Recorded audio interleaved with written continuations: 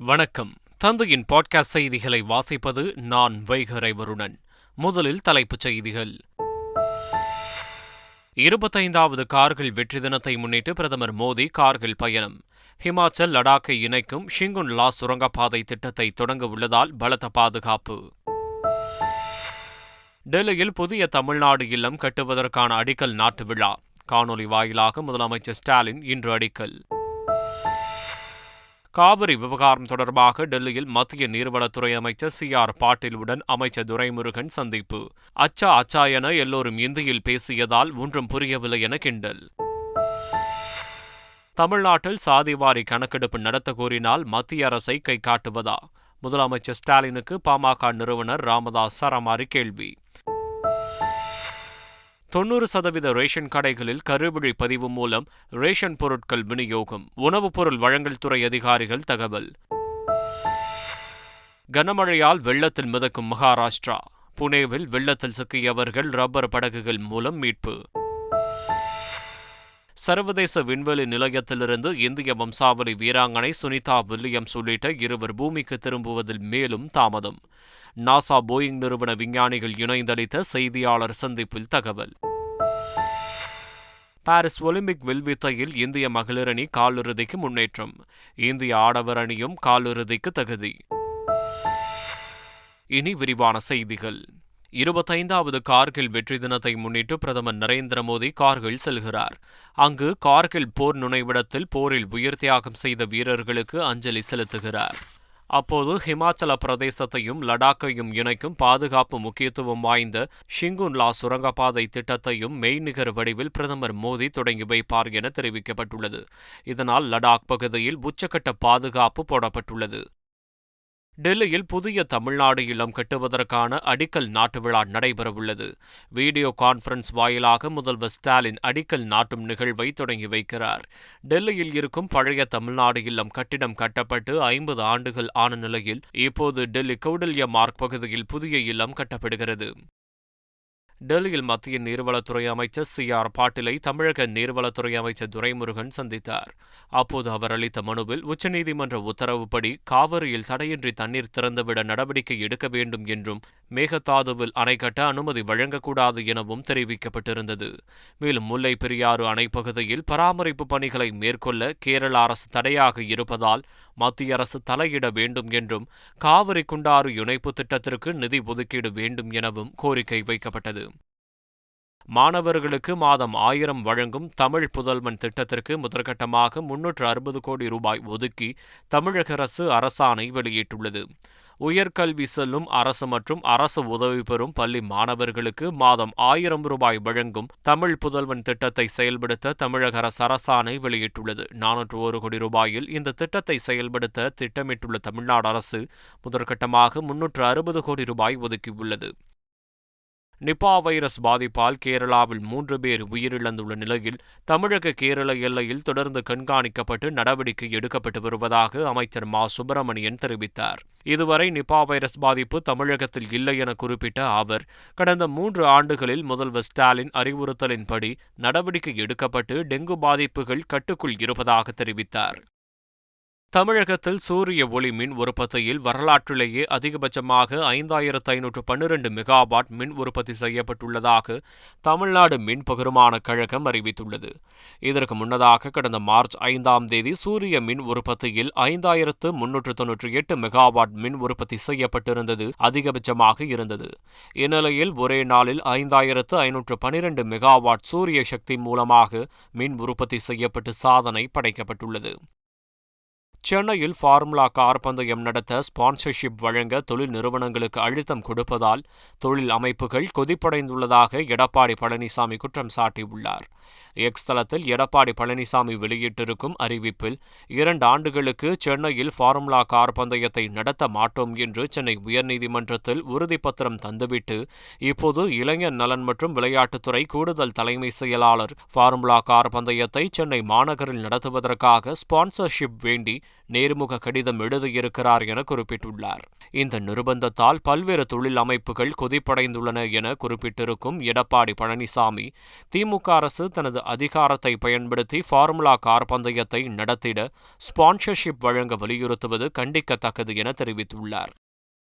வன்னியர் இடஒதுக்கீட்டுக்காக அண்டம் கிடுகிடுங்க போராட்டம் நடத்தப்படும் என்று பாமக நிறுவனர் ராமதாஸ் தெரிவித்துள்ளார்.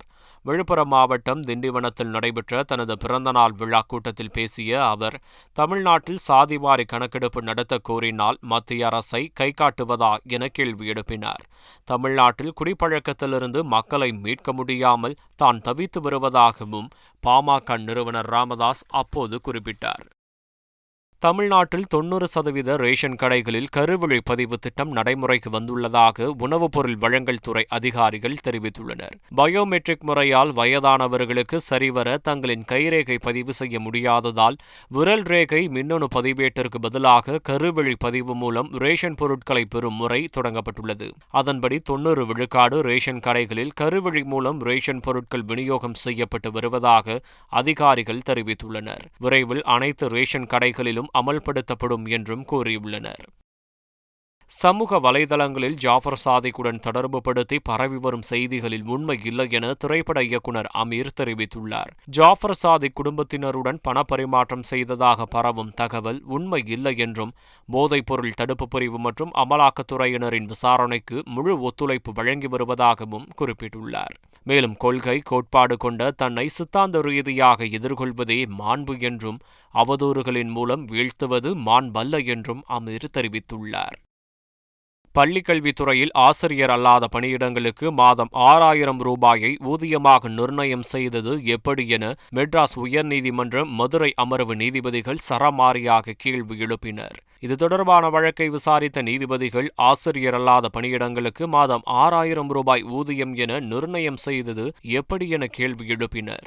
அரசே குறைந்தபட்ச ஊதியமாக 600 ரூபாயை நிர்ணயம் செய்துள்ள போது இதுபோன்ற அரசாணைகளில் கையெழுத்திடும்போது துறை செயலாளர் கொஞ்சமாவது யோசிக்க வேண்டாமா என்று கிடிந்து கொண்டனர்.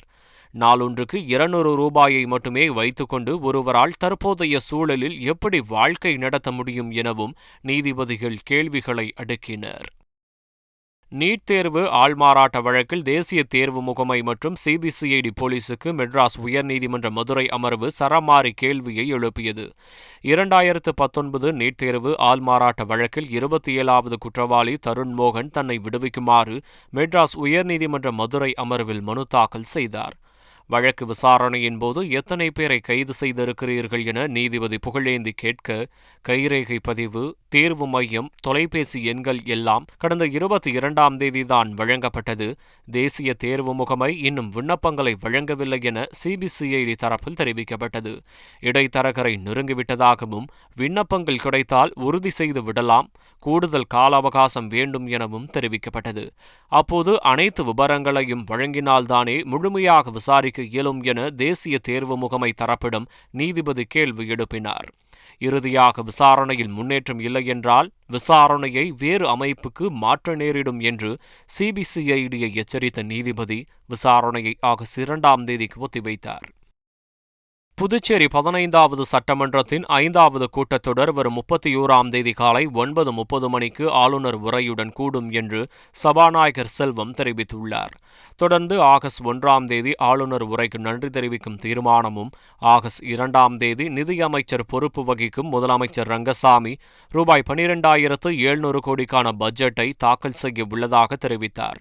தொடர்ந்து பேசிய அவர், புதிய சட்டமன்றம் கட்டிடம் கட்டும் கோப்பை முன்னாள் ஆளுநர் தமிழிசை நிறுத்தி வைத்திருப்பதாகவும், தற்போதுள்ள துணைநிலை ஆளுநர் அந்த கோப்பை ஆய்வு செய்து ஒப்புதல் வழங்குவதாகவும் தெரிவித்தார்.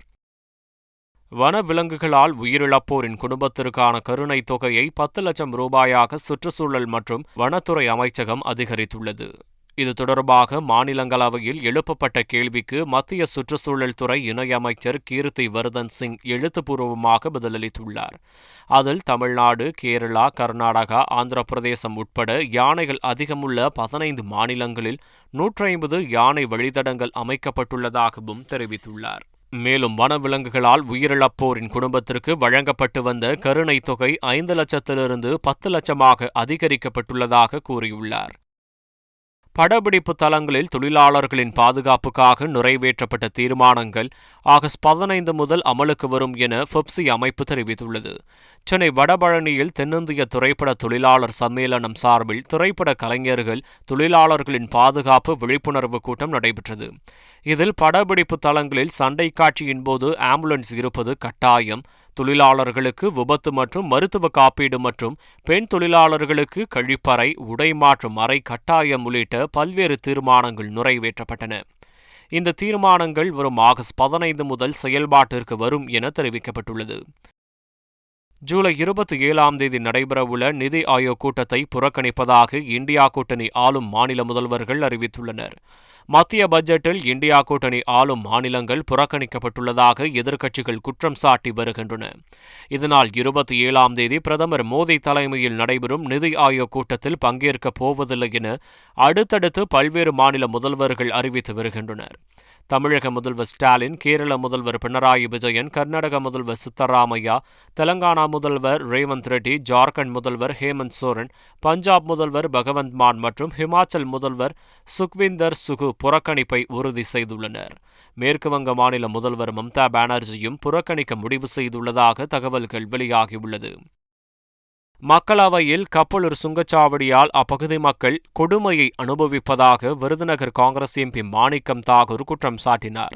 மத்திய அமைச்சரிடம் சொல்லியும் கொடுமைகள் தொடர்கிறது என்றவர் 2 கிலோமீட்டர் செல்வோரிடம் 350 ரூபாய் வசூலிப்பது நியாயமா என கேள்வியை எழுப்பினார். கப்பலூர் சுங்கச்சாவடியில் திருமங்கலம் மற்றும் கப்பலூர் சிப்காட் பகுதியைச் சேர்ந்த வாகனங்களுக்கு சுங்க கட்டணம் வசூலிப்பதிலிருந்து விலக்கு அளிக்க வேண்டும் என கேட்டுக்கொண்டார். மருத்துவ படிப்புகளுக்கான நீட் தேர்விலிருந்து விலக்கு கோரும் மசோதா கர்நாடக சட்டப்பேரவையில் நிறைவேற்றப்பட்டது. கர்நாடகாவில் பொது நுழைவுத் தேர்வின் அடிப்படையில் மருத்துவ சேர்க்கை நடைபெற வேண்டும் என வலியுறுத்தப்பட்டுள்ளது. இந்நிலையில் நீட் தேர்வுக்கு எதிரான மசோதாவை சட்டப்பேரவையில் அமைச்சர் ஷரண் பிரகாஷ் பாட்டீல் தாக்கல் செய்தார். இதற்கு பாஜக எம்எல்ஏக்கள் எதிர்ப்பு தெரிவித்த நிலையில் மசோதா நிறைவேறியதாக அறிவிக்கப்பட்டது. டெல்லி மதுபான கொள்கை முறைகேடு சிபிஐ வழக்கில் முதல்வர் அரவிந்த் கெஜ்ரிவாலுக்கு ஆகஸ்ட் 8 வரை நீதிமன்ற காவல் நீட்டிக்கப்பட்டுள்ளது. திகார் சிறையிலிருந்து காணொலி வாயிலாக டெல்லி ரோஸ் அவென்யூ நீதிமன்றத்தில் கெஜ்ரிவால் ஆஜர்படுத்தப்பட்டார். அப்போது ஆகஸ்ட் 8 வரை நீதிமன்ற காவலில் வைக்க நீதிமன்றம் உத்தரவிட்டது. விண்வெளி வீராங்கனை சுனிதா வில்லியம்ஸ் பூமிக்கு திரும்புவதில் மேலும் தாமதம் ஏற்பட்டுள்ளது. போயிங் நிறுவனத்தின் புதிய விண்கலமான ஸ்டார்லைனரை சோதிக்க இந்திய வம்சாவளியைச் சேர்ந்த சுனிதா வில்லியம்ஸ் மற்றும் பூட்சி வில்மோர் கடந்த ஜூன் 5 விண்வெளிக்கு சென்றனர். அங்கு ஆய்வுகளை முடித்த பிறகு கடந்த மாதம் 22 பூமிக்கு திரும்ப திட்டமிடப்பட்டது. ஆனால் விண்கலனில் சில கோளாறு இருந்ததால் பூமிக்கு திரும்புவதில் சவால் ஏற்பட்டது. கோளாறு சரி செய்யப்படாததால் அவர்களின் பயணம் 2 முறை ஒத்திவைக்கப்பட்டது. இந்த சூழலில் அமெரிக்காவில் செய்தியாளர்களை சந்தித்த நாசா விஞ்ஞானிகள் ஸ்டார்லைனர் விண்கலத்தில் ஏற்பட்டுள்ள தொழில்நுட்ப கோளாறுகளை சரி செய்யும் பணி நிறைவடையவில்லை எனவும் சோதனைகள் அனைத்து முடிந்து பூமிக்கு திரும்ப செப்டம்பர் 1 வாரம் ஆகலாம் என்றும் குறிப்பிட்டுள்ளனர். சுனிதா வில்லியம்ஸ் 7 நாட்களில் பூமிக்கு திரும்ப திட்டமிடப்பட்ட நிலையில் 50 நாட்களாக சர்வதேச விண்வெளி மையத்திலேயே உள்ளனர். ஒலிம்பிக் கால்பந்து தொடரின் முதல் போட்டியில் உலக சாம்பியன் அர்ஜென்டினா மொராக்கோவை எதிர்கொண்டது. ஆனால் மைதானத்திற்குள் ரசிகர்கள் அத்துமீறி நுழைந்ததால் பெரும் பரபரப்பு ஏற்பட்டதோடு போட்டி ஒத்திவைக்கப்பட்டது. தொடர்ந்து நடைபெற்ற ஆட்டத்தில் மொராக்கோவிடம் 2-1 என்ற கோல் கணக்கில் அர்ஜென்டினா அணி அதிர்ச்சி தோல்வியடைந்தது. ஒலிம்பிக் மகளிர் வில்வித்தை போட்டியில் பஜன் கவுர், அங்கிதா பகத், தீபிகா குமாரி ஆகியோர் அடங்கிய இந்திய அணி 4ஆம் இடம் பிடித்து காலிறுதிக்கு நேரடியாக தகுதி பெற்று அசத்தியுள்ளது. அதேபோல் இந்திய ஆடவர் அணியும் காலிறுதிக்கு தகுதி பெற்றுள்ளது. மீண்டும் தலைப்புச் செய்திகள். 25வது கார்கில் வெற்றி தினத்தை முன்னிட்டு பிரதமர் மோடி கார்கில் பயணம். ஹிமாச்சல் லடாக்கை இணைக்கும் ஷிங்குன் லா சுரங்கப்பாதை திட்டத்தை தொடங்க உள்ளதால் பலத்த பாதுகாப்பு. டெல்லியில் புதிய தமிழ்நாடு இல்லம் கட்டுவதற்கான அடிக்கல் நாட்டு விழா. காணொலி வாயிலாக முதலமைச்சர் ஸ்டாலின் இன்று அடிக்கல். காவிரி விவகாரம் தொடர்பாக டெல்லியில் மத்திய நீர்வளத்துறை அமைச்சர் CR பாட்டீலுடன் அமைச்சர் துரைமுருகன் சந்திப்பு. அச்சா என எல்லோரும் இந்தியில் பேசியதால் ஒன்றும் புரியவில்லை என கிண்டல். தமிழ்நாட்டில் சாதிவாரி கணக்கெடுப்பு நடத்த கோரினால் மத்திய அரசை கை காட்டுவதா? முதலமைச்சர் ஸ்டாலினுக்கு பாமக நிறுவனர் ராமதாஸ் சரமாரி கேள்வி. 90% ரேஷன் கடைகளில் கருவிழி பதிவு மூலம் ரேஷன் பொருட்கள் விநியோகம். உணவுப் பொருள் வழங்கல் துறை அதிகாரிகள் தகவல். கனமழையால் வெள்ளத்தில் மிதக்கும் மகாராஷ்டிரா. புனேவில் வெள்ளத்தில் சிக்கியவர்கள் ரப்பர் படகுகள் மூலம் மீட்பு. சர்வதேச விண்வெளி நிலையத்திலிருந்து இந்திய வம்சாவளி வீராங்கனை சுனிதா வில்லியம்ஸ் உள்ளிட்ட 2 பூமிக்கு திரும்புவதில் மேலும் தாமதம். நாசா போயிங் நிறுவன விஞ்ஞானிகள் இணைந்தளித்த செய்தியாளர் சந்திப்பில் தகவல்.